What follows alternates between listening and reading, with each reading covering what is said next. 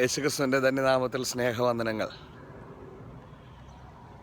ലോകമെമ്പാടും ദൈവം ഉപയോഗിക്കുന്ന അനുഗ്രഹീത ദൈവദാസൻ പാസ്റ്റർ രാജു മേത്ര ആദ്യാക്ഷരം അരിയിൽ കുറിപ്പിച്ചു എന്ന വിഷയത്തെക്കുറിച്ചുള്ള വാദങ്ങളും അതിനെ തുടർന്നുള്ള പ്രസ്താവനകളും മറ്റുമായി സജീവമായി സോഷ്യൽ മീഡിയ നിൽക്കുകയാണ്. അരിയിൽ അക്ഷരം എഴുതിച്ചത് ജാതീയ ആചാരമാണ് എന്ന ശക്തമായ വാദമാണ് ഇപ്പോൾ നിൽക്കുന്നത്. ഇവിടെ നമ്മുടെ പിതാക്കന്മാരുടെ യഹൂദ പാരമ്പര്യത്തെക്കുറിച്ച് രണ്ട് വാക്ക് പറയുവാൻ ഞാൻ ആഗ്രഹിക്കുകയാണ്.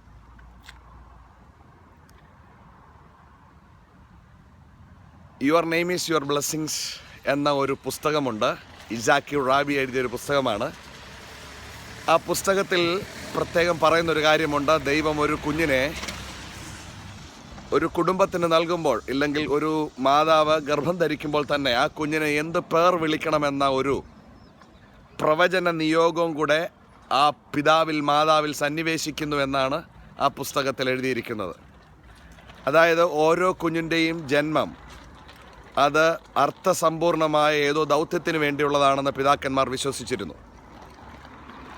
ആ കുഞ്ഞിനെ ആദ്യാക്ഷരം പഠിപ്പിക്കുക എന്ന ഒരു പ്രത്യേക ചടങ്ങ് നടന്നിരുന്നതായി ചരിത്ര രേഖകളുണ്ട്. അതിങ്ങനെയാണ്: ആ കുഞ്ഞിനെ ആദ്യാക്ഷരം പഠിപ്പിക്കുന്നതിനുള്ള പ്രത്യേക ദിവസം മാതാപിതാക്കൾ തിരഞ്ഞെടുക്കും. അതിന് വളരെ നാളുകൾക്ക് മുമ്പ് തന്നെ മാതാവ് യവപ്പൊടിയിൽ തേൻ കലർത്തി, നമ്മുടെ നാട്ടിലെ അവലുസുണ്ട എന്ന് പറയുന്ന പോലെ ചെറിയ ഉണ്ടകളാക്കി അത് ഉണക്കി വെച്ചിരിക്കും. ഈ പഠിപ്പിക്കേണ്ടുന്ന ദിവസമാകുമ്പോൾ കുഞ്ഞിനെ കുളിപ്പിച്ച പിതാവിൻ്റെ മടിയിൽ തലീതിൽ ആ കുഞ്ഞിനെ ഇരുത്തി അമ്മ ആ അവലുസുണ്ട പോലെയുള്ള ആ യവ പൊടിക്കകത്ത് തേനിൽ കുഴച്ച പ്രത്യേക ഉണ്ട എടുത്തുകൊണ്ട് വന്ന് പൊടിച്ചൊരു പാത്രത്തിലിട്ട് കൊടുക്കും.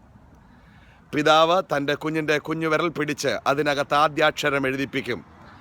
യഹോവ ഏകൻ തന്നെ. ഇതാണ് ആ വീട്ടിൽ ആദ്യം ആ കുഞ്ഞു പഠിക്കേണ്ടുന്ന പദം. അപ്പൻ വളരെ മൃദുവായി ആ കുഞ്ഞിൻ്റെ കൈകളിൽ പിടിച്ച് യഹോവ ഏകൻ തന്നെ എന്നെഴുതിപ്പിക്കും. എന്നാൽ ആദ്യമായ ആ പരിശീലനം കൊണ്ട് കുഞ്ഞിൻ്റെ കൈക്ക് ബുദ്ധിമുട്ടുണ്ടാകുകയും ആ പൊടിയിൽ നിന്ന്, ആ താലത്തിലെ പൊടിയിലാണ് അത് എഴുതിക്കുന്നത്, ആ പൊടിയിൽ നിന്ന് കുഞ്ഞ് കൈവലിച്ച്, സ്വാഭാവികമായി നമുക്കറിയാം കുഞ്ഞുങ്ങളുടെ കൈകൾക്കുണ്ടാകുന്ന ഇറിറ്റേഷൻ തീർക്കാൻ അവരുടെ നാവിലേക്ക് ആ വിരൽ വയ്ക്കുകയും ആ സമയത്ത് കയ്യിൽ പറ്റിയ പൊടിയും തേനും അവൻ രുചിക്കുകയും ചെയ്യും.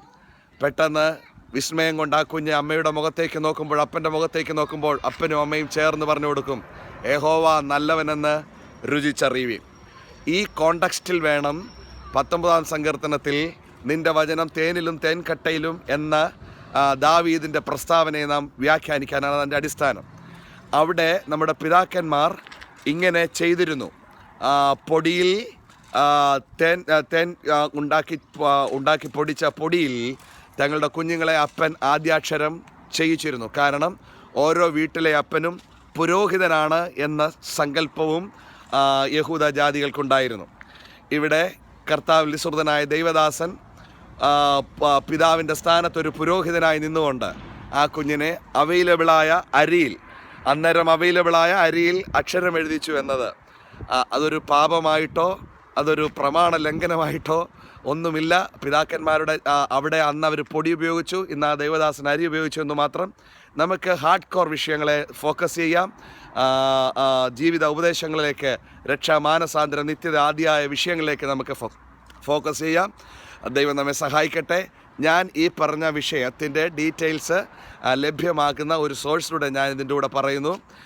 കർത്താവിൽ നിത്യതയിൽ വിശ്രമിക്കുന്ന അനുഗ്രഹീത ദൈവദാസൻ റെവറൻ M.V. ചാക്കോ വേദപുസ്തക ദൈവശാസ്ത്രം എഴുതിയ ആ ദൈവദാസൻ്റെ കുവൈറ്റിൽ ഉള്ള ഡിയൻറ്റോളജിയെക്കുറിച്ചുള്ള ഒരു പ്രസംഗ പഠനം പരമ്പര CD കാസറ്റുകൾ ഇന്ന് ലഭ്യമാണ്.